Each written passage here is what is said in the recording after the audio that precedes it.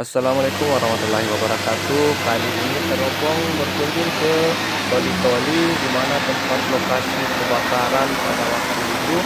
Oke, di sini kita akan mereview perjalanan rekan-rekan Gojek, Gojek Makassar yang berkunjung ke sini. Mereka membawakan bantuan untuk korban bencana kebakaran yang ada di Toli-Toli. Dan hari ini, Senin. Hari Senin tanggal 24 Februari 2020. Hari ini mereka ke sana untuk memberikan bantuan tersebut.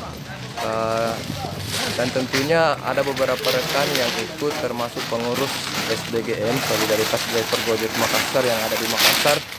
Tentunya mereka bergotong royong dan dibantu oleh Gojek yang ada di Parepare.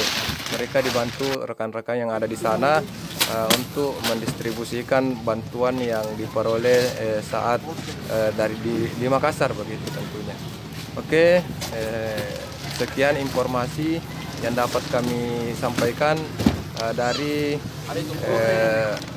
Palu, dari Toli-Toli tentunya.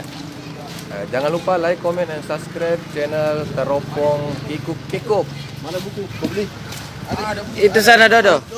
Ada buku tuh? Ya ada. Iya. Oh, ada tulis Om. Iya.